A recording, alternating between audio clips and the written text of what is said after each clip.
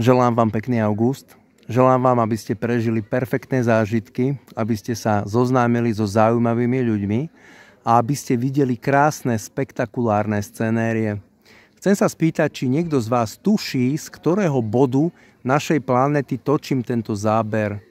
Samozrejme, táto otázka je smiešná, takisto ako keby vy mi pošlete nejaké vaše video, ktoré nameríte do oblohy a záberiete v tom videu aj troška nejakého stromu, tak by som tiež nevedel, kde sa nachádzate.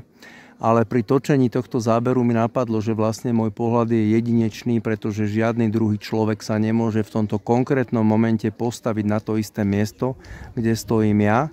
Môže sa postaviť maximálne vedľa mňa, ale jeho pohľad už týmto smerom bude troška posunutý od môjho, čiže bude odlišný od môjho pohľadu.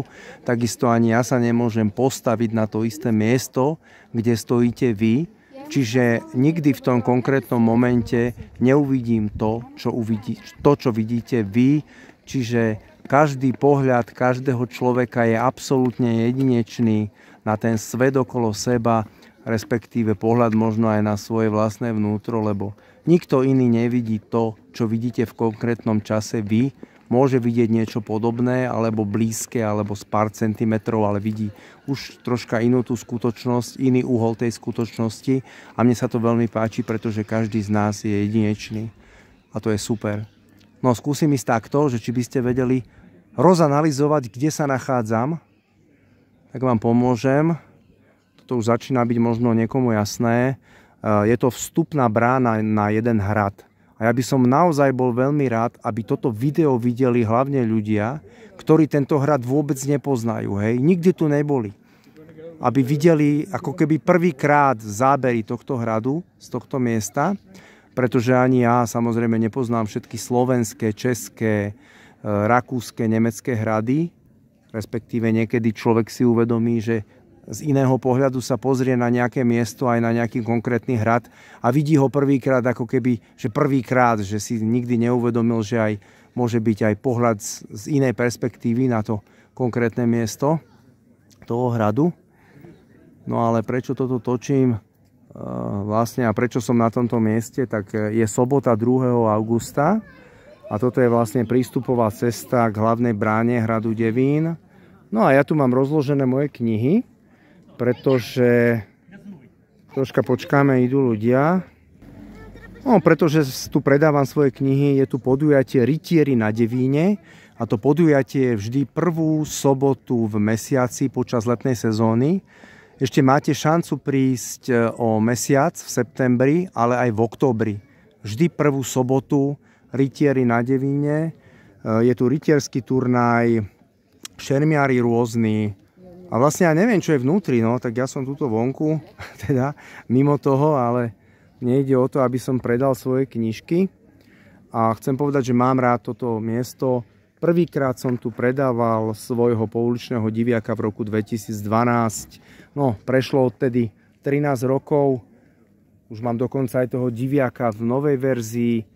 Mám anglického diviaka, mám medziknihu a miletičku a práve na tú medziknihu sa chcem teraz v prvom rade zamerať, že ponúkam naozaj vám, ktorí ste mimo bratislavskí, ktorí ste nikdy tuto neboli, ponúkam vám takú netradičnú prehliadku hradu Devín a okolia hradu Devín a moja medzikniha vlastne sa odohráva priamo na hrade Devín, tam sú centrálne scény tej knihy a takisto sa odohrávajú mnohé scénky v okolí hradu Devín, lebo je tu naozaj nejde o tento hrad, ale ide aj o jeho krásne okolie.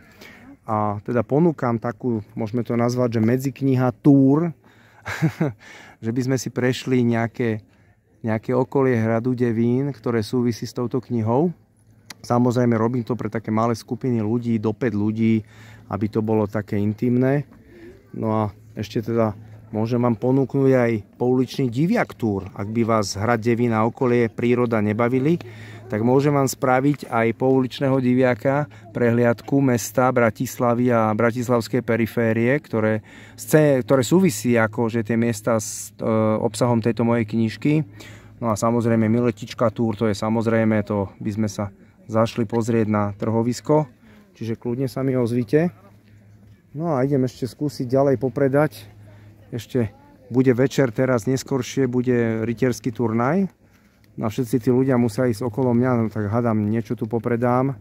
A je to tak dobre tu stáť a keď niekto nejde, tak človek tu môže naozaj meditovať týmto smerom. Sa ide k sútoku rieky Morava a rieky Dunaj. A naozaj toto miesto mám veľmi rád. Akože počas tých 13 rokov, čo tu občas chodím predávať, tak toto miesto milujem. A všeličo tu človek vypočuje. Dneska som si tu vypočul, ako jedna baba vraví druhej, že vlastne, že ich nejaká kamarátka, že vôbec nevie, kto je jej otec, že našla matkine denníky a v to leto, keď teda urobili to dievča, keď jej mama otehotnela, tak ona bola s 3 rozličnými chlapcami. Takže toto tu všetko človek počuje. A ešte je zaujímavé, a taká hláška bola, že jedna taká pani, ktorá troška dýchčala a pritom to bola taká mladá baba.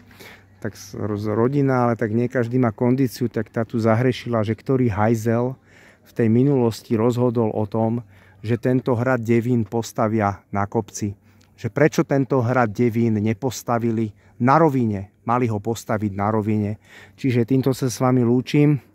Samozrejme, tí, ktorí nemáte problémy s tým, že si vyšlapete aj tento hrad, tak sa mi ozvite. Čaute a naozaj pekný august.